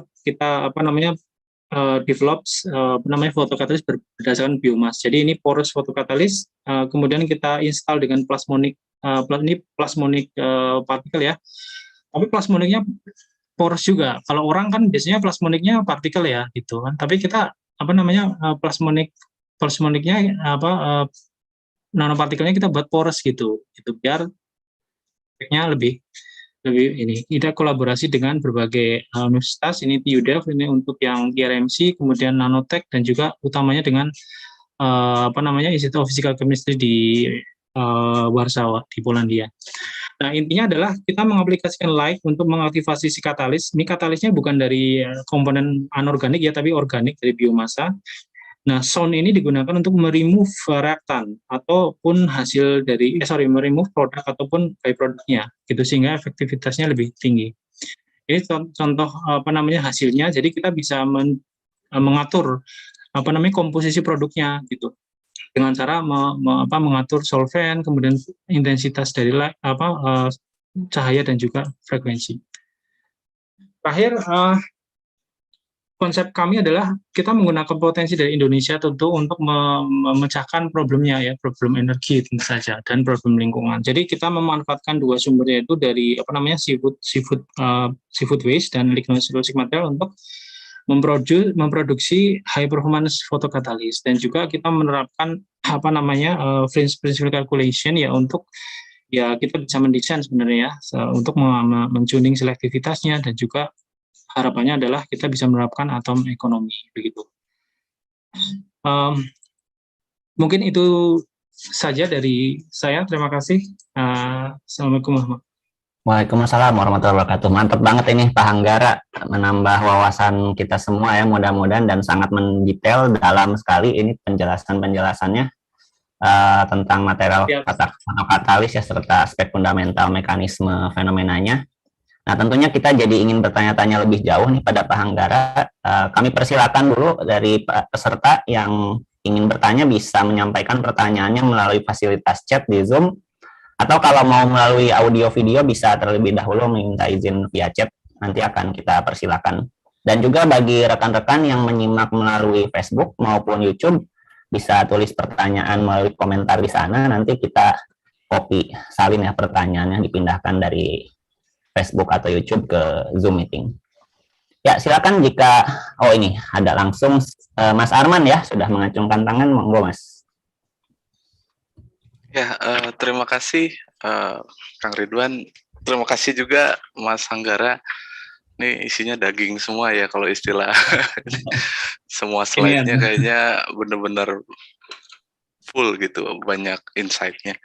Pertanyaan saya tuh gini Mas, kan tadi ada beberapa material yang dijadikan fotokatalis gitu, dan gap-nya itu gede-gede ya, di atas 3 gitu. Sedangkan kalau kita pengen dia di bawah visible light, mungkin harusnya di 1,8 sampai 3 elektron volt mungkin. Nah, kenapa bisa nggak kita berangkat dari material-material yang kira-kira, kan kita udah tahu nih ada banyak database tentang material dengan gap tertentu gitu. Terus kita maju untuk jadikan dia sebagai fotokatalis, atau nggak bisa kayak gitu cara ininya? Itu ya. Terima kasih Mas Alma. Nah, pertanyaannya memang ini ya, very important question lah. Nah, jadi memang ada 2 alasan sih. Yang pertama, tentu ada beberapa orang yang memang langsung misalnya langsung saja mendapatkan mencoba mendevelop dari starting point-nya adalah material yang memiliki band gap yang sesuai dengan requirement-nya, potensialnya sesuai, kemudian band gap-nya juga bisa sesuai untuk natural sunlight gitu. Tapi memang sayangnya kandidatnya nggak ada yang cocok gitu. Misalnya CDS gitu ya, kadmium sulfida itu cocok, tapi dia sangat rentan terhadap fotokorosi gitu misalnya. Kemudian iron oxide juga seperti itu. Jadi itu alasan pertama, memang materialnya nggak ada yang mentahnya langsung cukup banyak yang visible light aktif. Cukup banyak yang visible light responsif, tapi nggak ada yang visible light aktif gitu. Dia bisa mengabsorb light saja, tapi dia nggak bisa mendrive rate of reaction itu. Itu alasan pertama, memang materialnya belum ada yang mentahnya langsung visible light aktif, setahu saya ya, untuk yang overall water splitting. Yang alasan yang kedua, memang ada sih material yang bisa lah ya, misalnya dia visible light aktif juga gitu, tapi memang reaction rate-nya itu nggak terlalu tinggi, sehingga tentu kalau reaction rate-nya nggak terlalu tinggi, itu susah untuk mengevaluasi gitu. Bedanya dikit-dikit gitu, misalnya hanya 1,2 mikromol per jam per gram katalis gitu. Jadi kecil-kecil tentu kita susah untuk mengoptimasinya, karena jadi perbedaan antar materialnya itu nggak terlalu signifikan. Tentu kita susah untuk menginvestigasi lebih lanjut. Tapi kalau memulainya dari UV light aktif katalis, itu performanya udah tinggi-tinggi, yang at least yang 10 tahun terakhir. Jadi memang misalnya kayak saya tadi, kita mengevaluasi lantanum sodium tantalat itu, kita bisa memprepare yang bedanya lumayan lah gitu, beda aktivitasnya, sehingga kalau kita kaitkan dengan fundamental tuh bisa ketahuan, oh ini kenapa sih dia tinggi, karena ini. Tapi kalau kita misalnya nih tadi saya evaluasinya visible light aktif fotokatalis, nanti reaction rate-nya kecil-kecil nih, kita jadi overlap gitu, nggak tahu bedanya gitu. Ya. Kalau masih boleh? Ya, silakan. Ya Mas, kalau kan itu kan kebanyakan masih perovskite ya bentuknya ya. Kalau misalnya jenis-jenis yang lain, memang saya biasanya nggak pakai fotokatalis ya, saya biasanya katalis biasa gitu, yang cuman elektrokatalis gitu. Nah, orang-orang kan udah masuk ke 2 dimensi, kemudian single atom katalis atau diatomic katalis kayak gitu. Kalau untuk fotokatalis sendiri udah ada arah ke sana atau memang nggak akan ke sana gitu?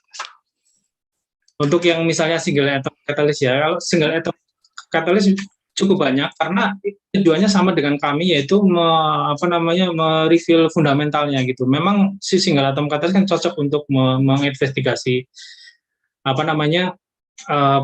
mekanisme reaksi, terutama misalnya untuk carbon dioxide reduction itu jadi gampang, bukan gampang, maksudnya jadi lebih sedikit parameternya. Jadi memang banyak juga yang single atom catalyst dikombinasikan dengan DFT misalnya gitu. Itu salah satu arahnya. Tapi kalau di overall water splitting, sebenarnya sih orang itu tertujunya ke material yang tadi itu, jenis peroxide, karena memang dia yang paling tinggi lah gitu. Jadi memulainya dari situ sih gitu. Kebanyakan gitu. Oke, terima kasih Mas Angger. Ya, terima kasih banyak Mas Arman juga atas pertanyaannya. Silakan Mas Roni ya tadi yang duluan mau bertanya langsung. Assalamualaikum warahmatullahi wabarakatuh. Terima kasih Pak Duan dan yang lain atas waktu yang diberikan. Saya menyimak kurang lebih mungkin sampai saya ada beberapa yang saya nggak paham juga terkait dengan materi disampaikan. Tapi sebetulnya saya ingin menanyakan singkat saja. Ini terkait dengan fotokatalis. Ini saya pahami ini berkaitan dengan cahaya atau foton gitu ya. Nah, ini apakah ada kaitannya dengan efisiensi katalis atau ya sejenisnya gitu ya? Kalau kita menggunakan polarisasi linier atau polarisasi sirkular misalnya gitu, atau ada terkait penelitian semacam itu gitu ya, atau yang dibahas semacam itu? Oh ya, mungkin saya boleh nambahin Mas. Jadi itu pertanyaannya ditambahin tadi, mungkin definisi kuantum efisiensinya seperti apa ya, Mas Anggara? Iya. Oh iya, jadi istilahnya memang baru saya dengar tadi ya. Jadi kalau di bidang fotokatalis memang kuantum efisiensi itu dimodifikasi sedikit ya untuk terkait dengan kimia. Jadi ya intinya seberapa banyak si foton itu bisa menghasilkan produk tertentu. Jadi kalau produknya misalnya targetnya karbon dioksida menjadi asam format, jadi orang mengukurnya tuh berapa laju reaksi pembentukan asam format ya itu dibandingkan dengan jumlah foton yang terabsorb. Tentu ada perhitungannya, tapi sebenarnya itu sih praktikal saja. Kalau kami mungkin nggak terlalu tepat kalau bagi orang fisika, tapi mungkin itulah yang bisa kami ukur untuk mendefinisikan kuantum efisiensi gitu. Jadi berapa produk yang terproduksi relatif terhadap berapa laju atau berapa banyak foton yang bisa diabsorb gitu. Ya, terus itu kan biasanya bergantung dengan polarisasi cahayanya ya. Apa itu unpolarized ya? Kalau saya kurang tahu yang masalah polarisasi, tapi kita menggunakan xenon lamp misalnya gitu ya. Tidak ada. Terus kemudian kita kasih cut aja, artinya kita tentukan quantum efisiensinya pada panjang gelombang tertentu gitu. Jadi tidak ada istilah, saya kurang tahu ya sebenarnya yang polarisasi itu teknisnya seperti apa. Terkait itu mungkin karena kalau ya sekarang di fisika ini kita banyak juga lihat fenomena terkait efek dari polarisasi cahayanya. Jadi bisa kita pilih polarisasi tertentu, misalnya yang linear, yang melingkar. Itu melingkar juga ada melingkar kanan, melingkar kiri. Bisa jadi konfigurasinya ya. Ya, pola penyinarannya gitu ya, maksudnya dari atas atau dari bawah gitu. Enggak, polarisasi cahayanya. Polarisasi. Enggak, kita nggak mengconsider itu sih, belum mengconsider. Berarti itu non polarisasi cahayanya. Ya. Polar. Oke. Gimana, Mas Roni, ada tambahan? Ya, ya cukup jelas. Jadi memang tidak disinggung antara itu ada polarisasi atau tidak. Jadi nggak ada kaitannya mungkin gitu ya, atau memang belum ada kajian terkait? Belum ada kajian ya. Bisa diteliti juga sih.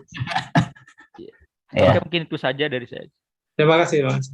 Ya, kalau di bulk photovoltaic effect kan misalnya ada efek itu ya, polarisasinya gitu ya Mas Roni. Kayaknya Mas Roni mungkin nyambung ke situ pernah. Iya, pernah juga diskusi sama Pak Ridwan terkait.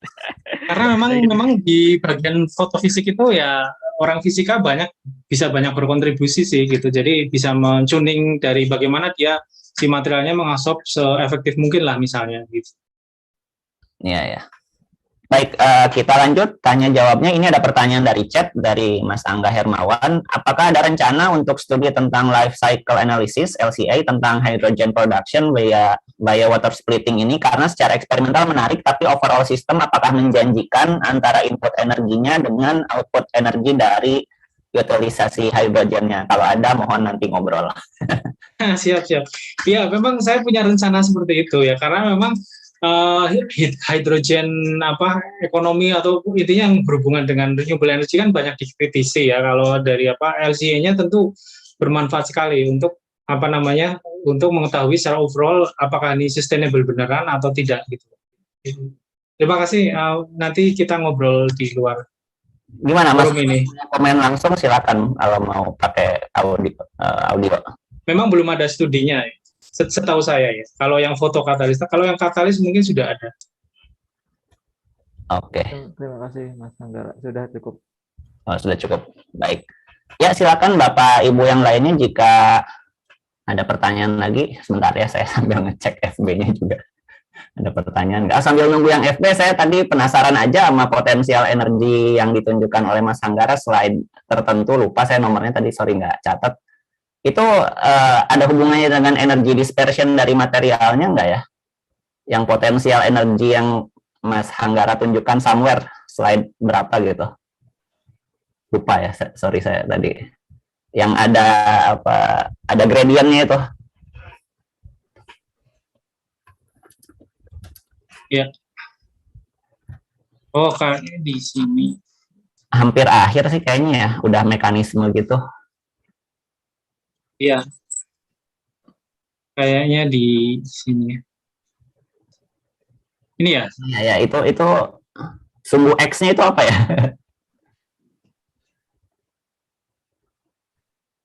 Sumbu vertikalnya kan potensi ya? Iya.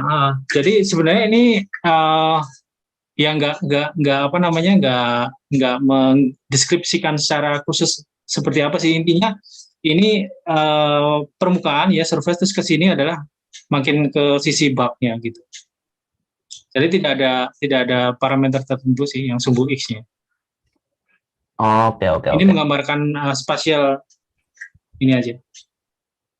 Ya, terus tadi tentang apa SAFS ya, itu saya agak awam, kalau bisa dijelaskan sedikit prinsipnya XAFS ya.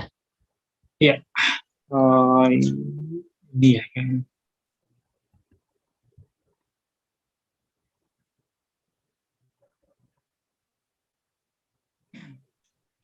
Saya tadi agak Maaf ini agak lama. apa Iya. XAFS itu kan ini cahayanya tuh tadi kayak cahaya tampak, tapi kenapa pakai XAFS? Oh, yang XAFS ini adalah apa namanya synchrotron based characterization sih sebenarnya, bukan yang evolusi fotokatalisnya. Jadi Oke. iya, Untuk struktur ya Mas? iya struktur ya. Jadi sorry iya. soal ini. Baik. Jadi ini konfirmasi ini ya, apa namanya komposisi ini ya? Iya, strukturnya apa namanya si dopannya itu dia sebenarnya di mana sih ya? Karena kebanyakan orang itu dia ya agak-agak ngacak aja, kayaknya di sini nih, kayaknya di sini gitu. Terus nulis paper, publish gitu. Jadi kadang-kadang kita kebingungan untuk katanya di sini kok yang paper lain di sini gitu. Jadi memang perlu yang ada yang fundamental study sih, yang mau lah. Kemudian kalau di FT-nya tadi yang dihitung apa? Tadi agak... Oh, yang di ini sih kita hitung ini aja sih, simple aja untuk apa menentukan panjang ikatan sekitar si beban ini ya gitu. Panjang ikatannya aja ya. Jadi nggak sama band structure lengkap. Ini insulator kan ya? Wide gap semiconductor atau insulator kan ya? Material ini. Iya, wide gap. Band gapnya 3,2 kira-kira. Kalau misalnya strukturnya itu dianalisa dengan XPS gimana, Mas? Kan nanti kan bisa kita lihat core level shift-nya ya. Jadi kita tahu apa oksigen itu berdekatan dengan apa, dia bondingnya dengan yang mana aja gitu. Ya, memang bisa gitu. Cuman maksudnya XPS eksperimen ya. Cuma XPS eksperimen tuh dia apa namanya penetration depth-nya kan nggak sampai bulk gitu. Jadi apa namanya kalau kita lihat yang struktur yang model core shell ini, maka apa namanya takutnya nanti nggak konklusif ya, karena surface sama bulk-nya kan beda gitu. Betul. Oke. Terima kasih.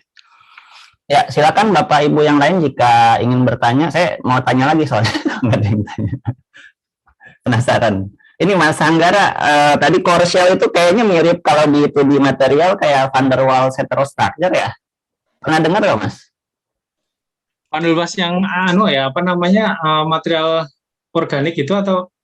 Enggak, material ya semikonduktor aja 2D tapi gitu. Misalnya transition metal dichalcogenides ya, ditumpuk-tumpuk dengan material lain, misalnya grafen atau apapun lah. Sesama TMDIS juga bisa, tapi materialnya udah beda ya. Yang satu misalnya TMDIS band gap-nya berapa, yang satunya lagi band gap-nya yang lain gitu.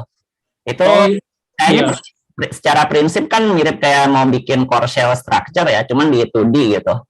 Dan sebenarnya jadi iseng searching aja, ternyata udah ada yang mikirin. Ada yang heterostructure apa untuk photocatalytic splitting ternyata hot topic juga saat ini, Mas. Mungkin pernah ya ada komen gitu tentang hal itu. Iya, betul Mas. Jadi prinsipnya kita heterostructuring ya gitu. Cuman pendekatannya ada yang pakai ini, pakai itu. Jadi apa namanya kita memakai pendekatan yang lebih simpel, yaitu pakai dopan saja. Coba bisa nggak sih pakai dopan gitu. Sebenarnya kalau yang paling mudah tentu kita menggabungkan apa namanya beberapa material, karena saya pun juga menggunakan itu ya istilahnya heterostructuring gitu dengan material A, material B, material macam-macam lah gitu. Cuman kadang-kadang itu kan agak complicated gitu. Kita mikirnya sih gimana kalau simpelnya kita pakai yang simpel saja, gimana caranya kita mengatur si dopan itu gitu, komposisinya dalam satu partikel gitu. bisa nggak sih dengan mengatur misalnya nih special distribution dari dopanya, kita bisa membuat sesuatu yang berbeda, maksudnya ya apa dalam hal aktivitasnya. Tapi sebenarnya konsepnya heterostructure, karena di heterostructure junction itulah yang apa namanya elektron hole itu kemungkinan bisa apa terseparasi itu. Oke, baik.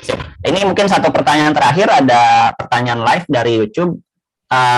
Apa yang melatar belakangi sonofotokatalis? Ini yang terakhir kali tadi ya. Saya nggak tahu nyambung atau enggak dengan yang terakhir ditunjukkan oleh Pak Hanggara. Apa yang melatar sonofotokatalis yang merupakan konsep tadi katanya? Latar belakang Pak Hanggara mau melakukan yang riset tadi sonofoto. Ya, terima kasih atas pertanyaannya gitu. Ya, jadi apa namanya sebenarnya intinya kita mau target reaksinya adalah biorefinery ya, atau apa namanya refinery lah begitu. Tapi kita menggunakan bantuan dua pentrigger, yaitu foto lights dan juga sound gitu. Karena selama ini kan foto saja, yaitu fotokatalis atau fotokatalis, foto biorefinery. Nah, kita menggunakan tambahan yaitu sono atau sound, ultrasound. Tujuannya seperti ini. Jadi cahaya ini kita gunakan untuk mengaktifasi si fotokatalis ini ya gitu. Namun demikian, seperti lazimnya reaksi katalitik, dia kan reaktan terasop pada permukaan. Setelah terjadi reaksi, produk itu harus lepas dari permukaan katalis.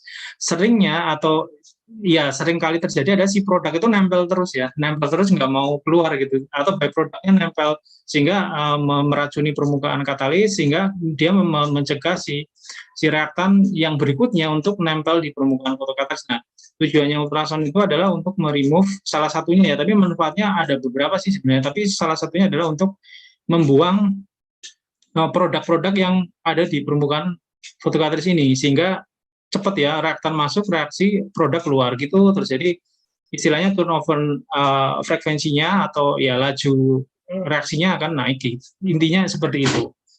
Nah, mungkin satu lagi saya selipin bahwa yang inovatif yang kedua ini sebenarnya adalah bahwa kita menggunakan limbah ya, misalnya udang, misalnya ada yang suka makan udang, kita bisa ambil kitosannya gitu. Karena Indonesia ya ini sebenarnya sih untuk strategi funding sebenarnya sih. Jadi saya geser ke ini karena ya tentu kita kalau mau dapat funding itu harus ya konteksnya sesuai dengan fundernya kan gitu. Jadi dan sebenarnya bukan itu sih yang utama, tapi memang ini merupakan sesuatu yang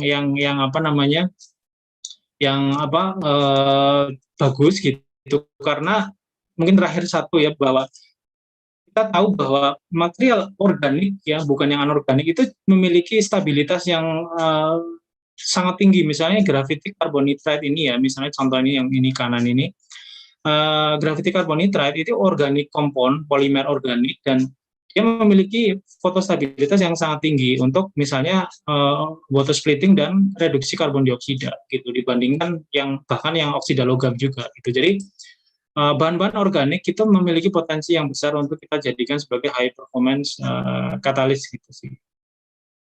Itu kira-kira.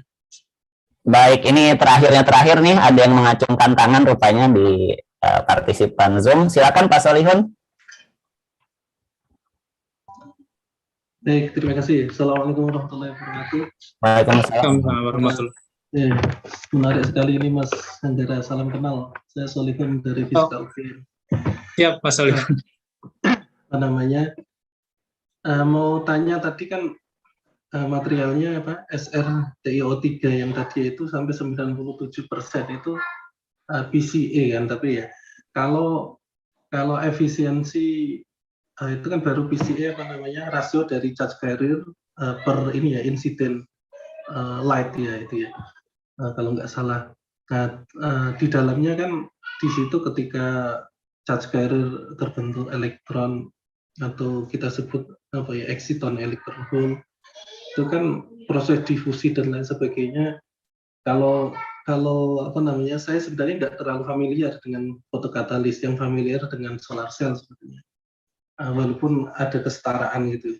Itu kalau di solar cell kan banyak sekali ya efisiensi, kita bilang generation of exciton, kemudian exciton dissociation dan lain sebagainya. Sehingga PCE 97% itu sebenarnya dari efisiensi dari fotokatalisnya itu berapa persen ketika dikaitkan dengan efisiensi di dalam mekanisme fisik di dalamnya itu. Terima kasih. Ya, terima kasih Mas Solihun untuk pertanyaannya yang sangat penting ya sebenarnya. Memang untuk mendeskripsikan performa memang kita harus secara jujur menjelaskan sebenarnya maksudnya seperti apa. Jadi memang betul seperti yang disebut tadi. Kalau yang disebut sebagai efisiensi secara keseluruhan, kita terminologinya solar to hydrogen efficiency atau STH begitu gitu. Itu memang di bawah 10% ya, masih di bawah 10% STH-nya gitu. Jadi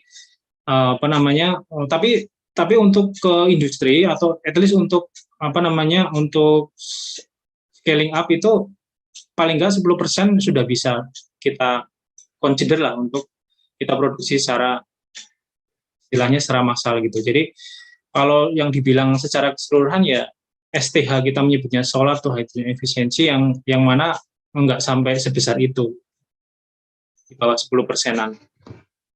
Ini sekitar maksimal 10% ya. Dan ya 10%, at least 10% udah lumayan oke lah untuk ya coba kita scaling up gitu.